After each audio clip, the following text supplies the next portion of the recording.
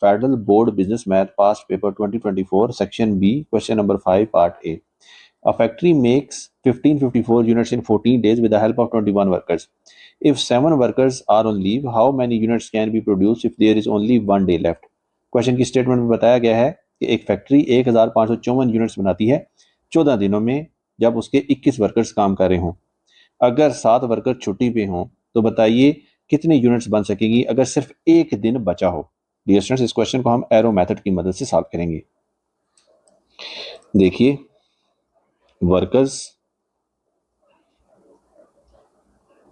Units और days. Question की statement के मुताबिक 21 वर्कर 1554 यूनिट्स बनाते हैं 14 दिनों में।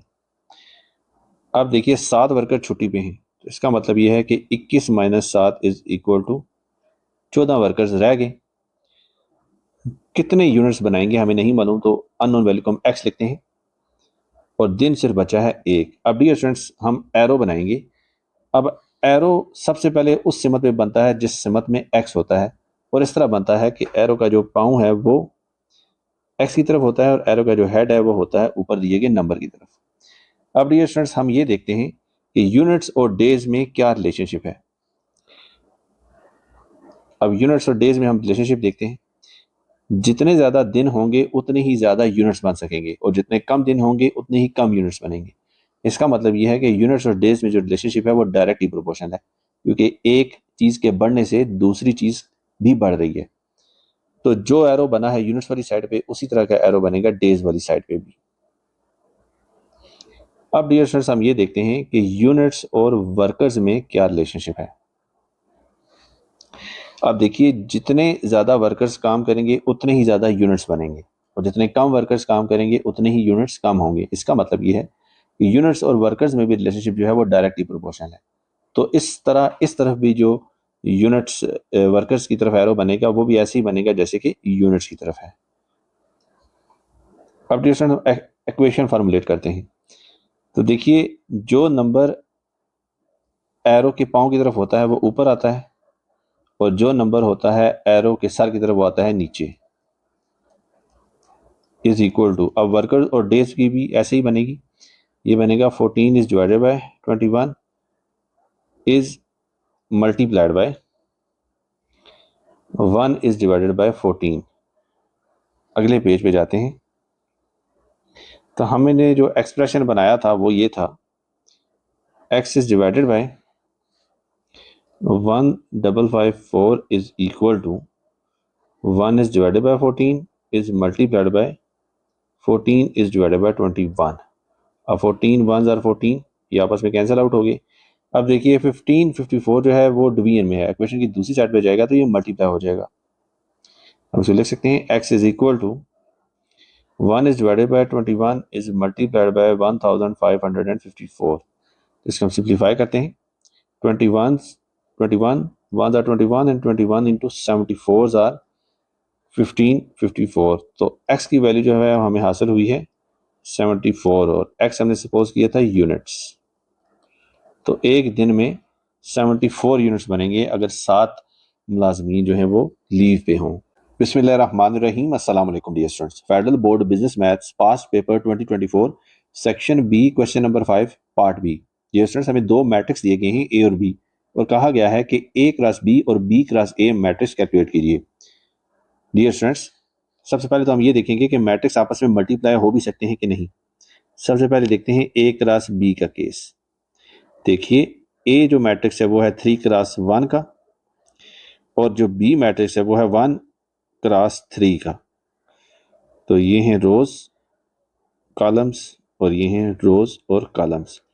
अगर पहले मैट्रिक्स की कॉलम्स दूसरे मैट्रिक्स के रोज के इक्वल हो जाएं, जैसे कि यहाँ पे ये इक्वल हैं दोनों, तो उस सूरत में मल्टीप्लिकेशन हो सकती है और जो रिजल्टेंट मैट्रिक्स बनेगा उसका जो ऑर्डर होगा वो बनेगा ये वाला। तो इस केस में जो रिजल्टेंट मैट्रिक्स होगा वो बनेगा 3 क्रॉस 3। अब हम ए और बी मैट्रिक्स को आपस में मल्टीप्लाई करते हैं। देखिए, ए मैट्रिक्स है 2 1 और 3 और बी मैट्रिक्स है 2, 1 और 4। इन दोनों को हम नेक्स्ट पेज पे मल्टीप्लाई करते हैं। तो हम लिखते हैं A cross B is equal to 2, 1, 3 is multiplied by 2, 1 और 4।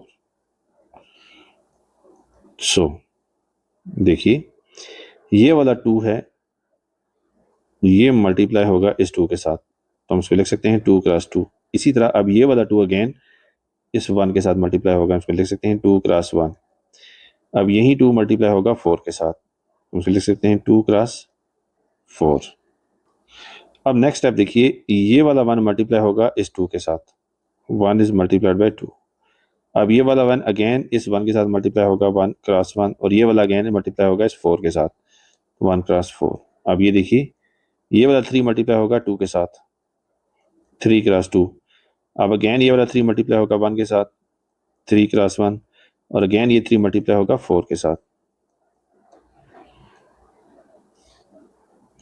तो हमें resultant matrix A cross B हासिल होगा 2 2s are 4, 2 1s are 2, 4 2s are 8, 2 1s are 2, 1 1s are 1 and 4 1s are 4, 3 2s are 6, 3 1s are 3 and 4 3s are 12। अब dear students हम ये देखते हैं कि B cross A matrix question की statement के मुताबिक कैलकुलेट हो भी सकता है कि नहीं। अगले पेज पे जाते हैं। देखिए बी क्रॉस ए, पहले इन दोनों मैट्रिक्स के ऑर्डर लिखते हैं हम। बी का ऑर्डर है 1 क्रॉस 3 और ए का ऑर्डर है 3 क्रॉस 1। इसी तरह रो इनटू कॉलम है, रो इनटू कॉलम है। अगर पहले मैट्रिक्स के कॉलम दूसरे मैट्रिक्स के रोज के इक्वल हो जाए, जो कि यहाँ पे इक्वल है, तो उस सूरत में मैट्रिक्स आपस में मल्टीप्लाई हो सकते हैं, और जो रिजल्टेंट मैट्रिक्स होगा उनका ऑर्डर ये वाला बनेगा, यानी कि 1 क्रॉस 1। अब डियर स्टूडेंट्स हम बी क्रॉस ए कैलकुलेट करते हैं। मैट्रिक्स बी है हमारे पास 2 1 और 4, और मैट्रिक्स ए है हमारे पास 2 1 और 3। अब डियर स्टूडेंट्स किसी भी मैट्रिक्स की जो रो है इसको हम मल्टीप्लाई करते हैं दूसरे मैट्रिक्स के कॉलम के साथ, और आपस में जो वैल्यूज होती हैं उनको हम कर देते हैं ऐड। तो वही प्रिंसिपल हम इस्तेमाल करेंगे।